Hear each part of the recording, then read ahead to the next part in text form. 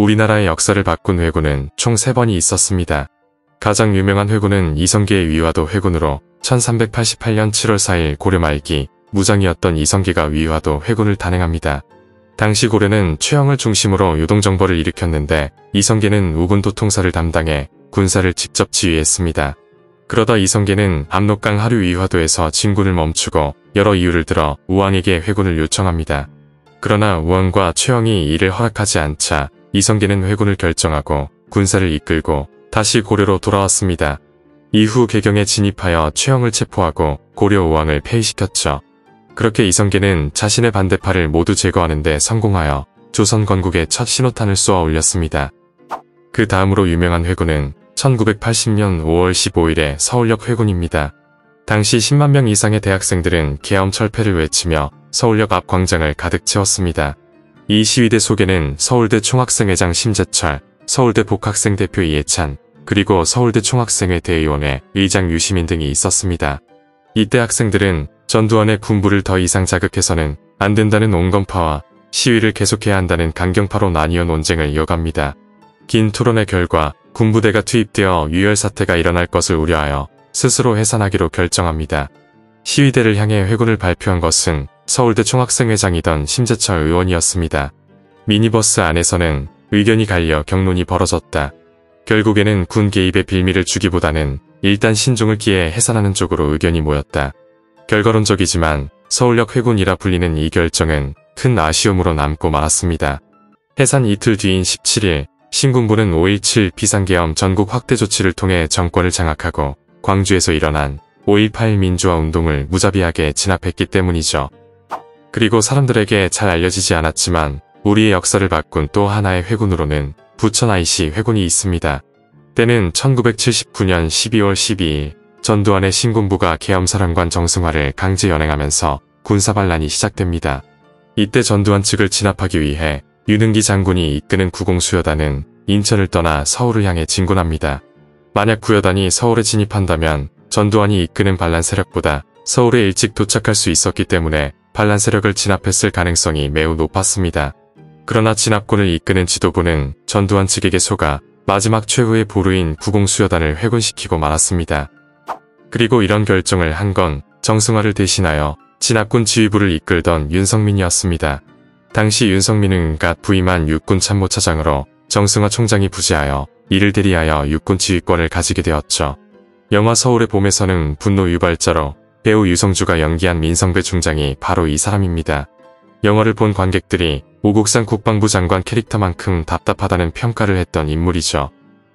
오늘은 부천 IC 회군 결정을 내린 윤석민에 대한 이야기를 준비했습니다. 이야기 시작합니다. 1979년 3월 전두환은 보안사령관에 부임합니다. 그러나 당시 보안사는 경호실장 차지철의 위세에 눌려 대통령과 독대보고 기회마저 박탈당하고 있던 상황이었습니다. 보안사의 군 관련 각종 보고서는 차지철에게 보고되고 차지철이 대통령에게 종합보고하는 시스템이 굳어졌기 때문에 보안사의 위상과 기능은 예전만 못했었죠. 그리고 1979년 10월 부산에서 대규모 시위인 부마항쟁이 발생하자 전두환은 부산 보안부대에 합동수사본부를 설치합니다. 그러나 김재규의 중앙정보부에 눌려 활동을 제대로 하지 못했었죠. 이처럼 당시 전두환 사령관은 권력의 두 축인 차지철과 김재규에 눌려 제대로 힘을 쓰지 못하고 있었습니다. 하지만 얼마 지나지 않아 박정희 대통령이 서거하는 11.6이 발생하면서 차지철과 김재규가 한 번에 사라지는 행운을 맞이하게 됩니다. 당시 전두환은 보안사령관을 맡고 있었기 때문에 저절로 수사 책임자가 되어 11.6 사건을 조사하는 합동수사본부장에 오르게 됩니다. 인력은 보안사 요원을 포함하여 검찰과 경찰 등 400명으로 구성되었고 수사본부는 보안사령부 내에 설치됩니다. 여기에 전두환 사령관은 중앙정보부 또한 신속하게 장악합니다. 중정의 기능을 정지시키고 중정의 국장급 이상 간부들을 합수본부로 출두시켜 조사할 것을 지시했죠. 결국 보안사가 중앙정보부를 대신하여 모든 국가정보기관의 실질적인 중추 역할을 맡게 되었고 전두환 사령관은 권력의 핵심으로 부각됩니다. 하지만 전두환 사령관 위에는 비상계엄하에서 계엄사령관을 맡은 정승화 총장이 있었고 이 둘의 전쟁은 피할 수 없는 운명이었습니다. 정승화 총장은 군 장악을 위해 참모차장 윤성민, 수경사령관 장태환, 특전사령관 정병주를 각각 임명합니다. 참모차장 윤성민은 전라남도 무안군 출신으로 육군사관학교를 졸업한 인물입니다.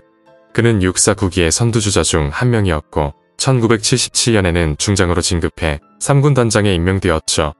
육사 9기 동기생들 중에는 김진기 헌병감과 정병주 특전사령관 등 전두환의 신군부에 맞섰던 주요 인물들이 있습니다. 그러다 11.6 사건이 발생하고 육군 참모차장 이희성이 중앙정보부장 서리에 임명되자 정승화는 윤성민을 참모차장으로 불러들였습니다. 육군 참모차장은 육군본부에서 참모장 역할을 수행하며 육군 참모총장이 부재 시 이를 대리하는 자리로 실세 중에 실세만이 앉는 자리였습니다. 그만큼 정승화는 윤성민을 총애했고 신뢰하고 있었죠. 그리고 이처럼 정승화 총장이 군 지휘체계를 재편하기 시작하자 전두환 측과 갈등이 심화되기 시작합니다. 이들은 군 내부의 주도권을 잡기 위해 치열한 암투를 벌였었죠. 한편 정보력 및 수사력을 장악한 전두환 사령관은 중앙정부 부처의 차관들을 자신의 방으로 호출하여 현안 보고를 받았고 이 사실은 곧 정승화 총장의 귀에 들어갑니다. 그러자 정승화 총장은 전두환을 불러 당신은 군인이지 정치인이 아니다라고 충고했다고 합니다. 그리고 당시 전두환 사령관은 11.6 사건 수사 도중 대통령 비서실 금고에서 9억 원을 발견했고 그중 2억 원을 정승화 총장에게 건넸습니다.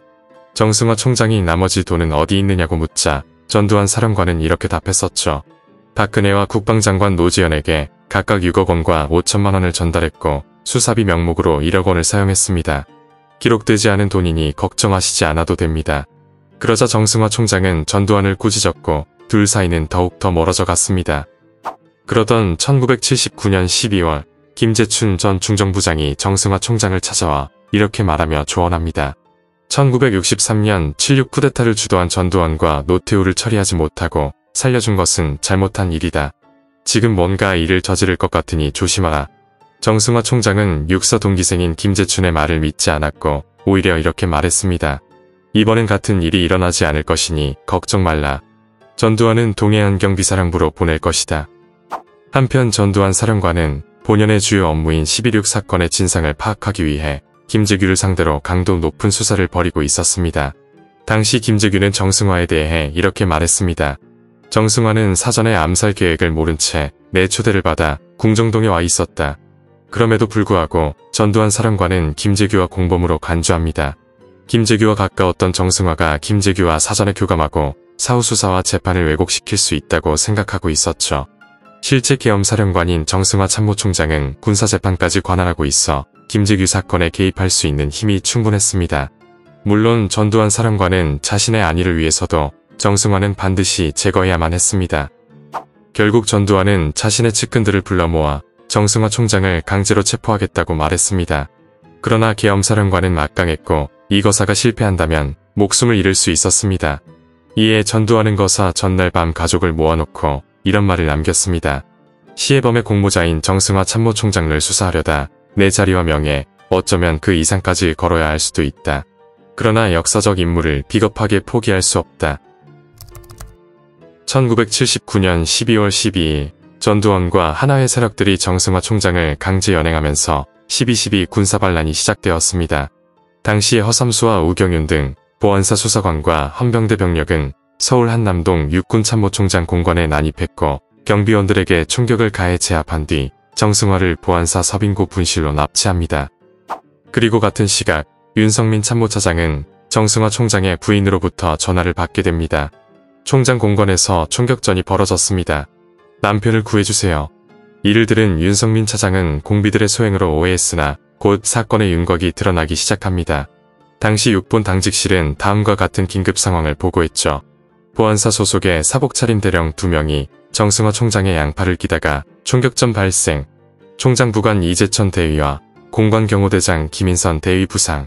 보안사 대령 둘이서 타고 온 승용차는 일제 슈퍼살롱 검은색. 이처럼 정승화 총장이 납치되자 육군본부 2인자인 윤성민은 정승화 총장의 직무대행 자격으로 반란군을 진압해야 하는 막중한 역할을 맡게 됩니다. 윤성민은 당시 상황에 대해 이렇게 회고합니다. 나는 전두환 측의 행동을 군사반란이라고 판단했다. 비상계엄하에서 막중한 계엄 업무를 수행하는 계엄사령관을 연행하려면 대통령의 사전 승인이 있어야 했다. 대통령의 승인이 있었다면 군통수계통을 통해 전파됐을 것인데 아무런 전파가 없었다. 수도권 일부 장성들이 비상계엄하에서 아무런 보고 없이 자기 부대를 떠나 30경비단에 모여있는 사실도 파악했다. 이후 윤석민은 육군 지휘부를 소집하는 한편 전 부대 지휘관들에게 부대 장악과 출동 통제 지시를 내립니다. 또한 경찰 및 수경사에 급히 명령을 내립니다. 일제 슈퍼살롱 200 검정색 승용차를 모두 검색하라. 범인이 불응하면 사격해도 좋다. 그리고 저녁 9시 30분 윤석민 등 육군 수뇌부에는 바키도 휘하의 10수여단의 출동 명령이 하달되었다는 첩보가 들어옵니다.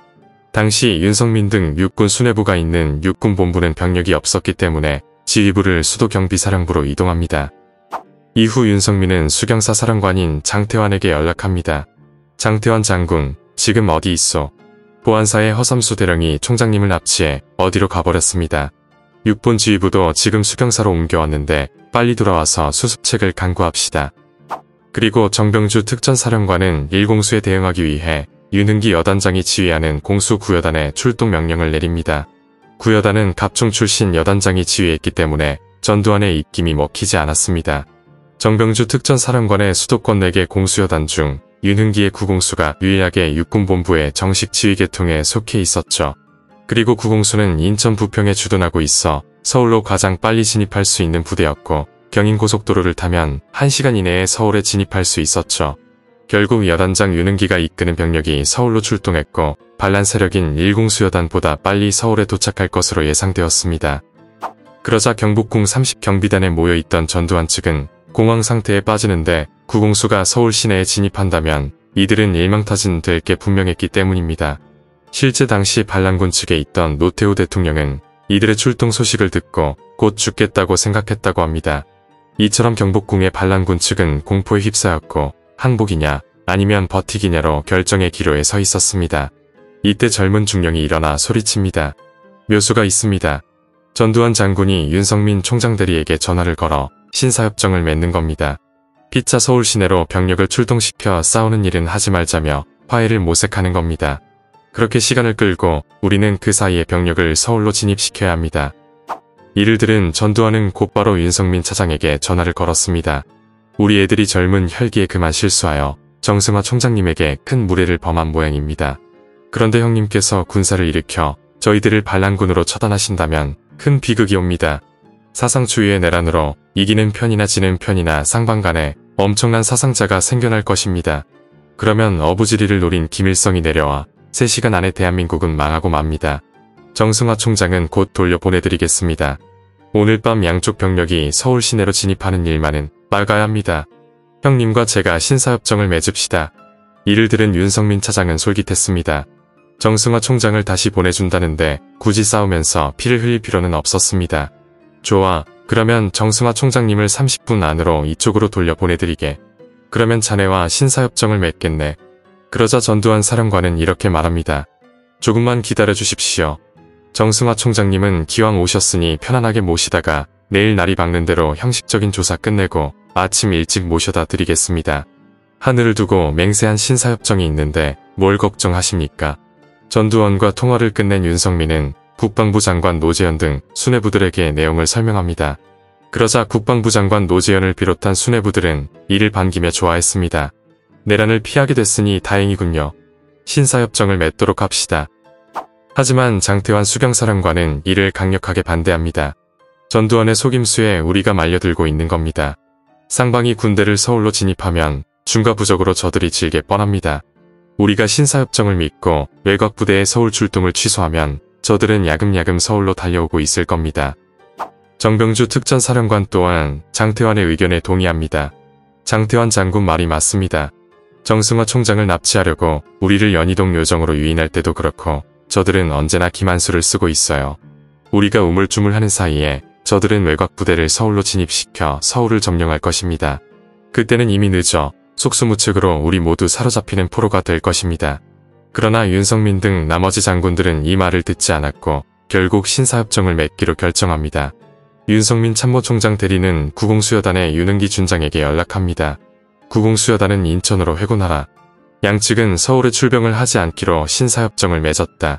당시 윤흥기 준장의 구공수여단은 경인고속도로를 달려 부천 IC를 지나고 있었습니다. 결국 윤흥기 준장은 서울을 눈앞에 두고 회군하게 됩니다. 그렇게 반란을 진압할 수 있던 유일한 부대가 사라지며 전세는 완전히 기울게 되었죠. 전두환 사령관은 회심의 미소를 흘렸고 부하들에게 신사협정을 어기고 진격을 계속하라고 지시합니다. 박희도 준장은 일공수여단을 이끌고 육본과 국방부를 점령하시오. 장군들을 모두 체포하되 노재현을 잡아와서 대통령제가를 청원하도록 하시오. 최세창 준장은 삼공수여단을 끌고 가서 정병주 특전사령관을 체포하시오. 조응대령은 헌병대를 끌고 가서 장태환 수경사령관을 체포하시오. 결국 전두환 측은 장태환 수경사령관과 정병주 특전사령관, 김진기 육군헌병감 등의 무장을 해제하는 데 성공합니다. 그리고 전두환의 신군부가 노재현 국방부 장관을 데려오자 최규하 대통령은 13일 오전 5시 정승화 총장 연행보고문에 서명하면서 반란은 성공하게 됩니다. 윤석민은 처음에는 참모차장으로 반란을 진압하려는 모습을 보였으나 나중에는 방관했습니다. 심지어 쿠데타를 진압하기 위해 동분서주했던 장태환 등에게 적극적으로 동조하지 않으면서 장태환의 활동에 폭이 좁아질 수밖에 없었습니다. 훗날 장태환 사령관은 쿠데타 진압 실패의 결정적 원인을 육본의 윤석민 참모차장에 있다고 말했습니다. 그러면서 장태환은 노재현 국방부 장관에 대해서는 아주 강한 분노를 드러냈습니다. 당시 노재현 국방부 장관은 임무 수행을 포기하며 숨어버렸고 마지막 순간까지 기회주의적인 행동을 보여주었죠. 그리고 이처럼 반란을 적극적으로 막아야 했던 책임자였음에도 불구하고 무기력하게 대응한 윤석민 차장은 이후 어떻게 되었을까? 윤석민 준장은 반란 직후 육군 제1군 사령관에 취임하며 대장으로 진급했고 이후 국가보위비상대책위원과 합동참모본부 의장에 오릅니다. 그리고 1982년에는 제23대 국방부 장관에 임명됩니다. 퇴임 후인 1987년 4월에는 공기업인 한국석유개발공사 이사장을, 같은 해 10월에는 대한방직협회 회장 자리를 맡는 등 전두환 정권에서 승승장구하며 잘 나갔습니다. 이후에도 대한교육보험 고문과 현대전공 고문을 거쳐 자유민주연합특임위원을 지냅니다. 그리고 김영삼 정권이 들어서고 12.12에 대한 재판이 열리자 증언에 나섰습니다. 이때 전두환의 쿠데타를 반란 행위로 규정하는 증언을 하였죠. 물론 전두환 정권 하에서 오랫동안 국방부 장관을 지냈기 때문에 많은 사람들을 그를 배신자라며 비난하기도 했죠. 그리고 2017년 11월 92세의 나이로 세상을 떠났으며 국립대전현충원에 안장됩니다. 반면 1979년 12.12 당시 수도권 특전 여단장 가운데 유일하게 병력을 이끌고 반란 진압에 나선 윤은기 여단장은 어떻게 되었을까? 12.12 반란 직후 윤은기 여단장은 자신의 자리를 하나회 출신인 이진삼에게 내어놓아야 했습니다. 이후 장태환과 정병주처럼 강제 예편당하지는 않았지만 실권이 약한 한직만 돌다 1983년 30년 동안 입었던 군복을 벗게 됩니다. 그의 부인은 당시 상황에 대해 이렇게 말합니다. 우리 영감님이 12.12의 정당성을 인정하지 못했어요. 그래서 자꾸 그런 이야기를 하고 다녔던 것 같아요. 그게 전두환 대통령 눈에 들지 않았겠죠. 집에 와선 통밖의 일을 입에 올리지 않으셨는데 강제로 전역을 당한 것은 확실합니다. 윤은기 장군은 강제 예편 후에도 12.12 군사반란 가담자들을 재판정에 세우기 위해 노력합니다. 잘못된 과거를 청산하고 우리 사회의 법과 정의가 살아있음을 보여주기 위해 반란군을 처벌해야 한다는 생각을 일생 동안 놓지 않았죠. 그는 평소 이런 말을 하고 다녔습니다. 내 삶의 목적은 오직 쿠데타 주역을 법정에 세우는 것이다.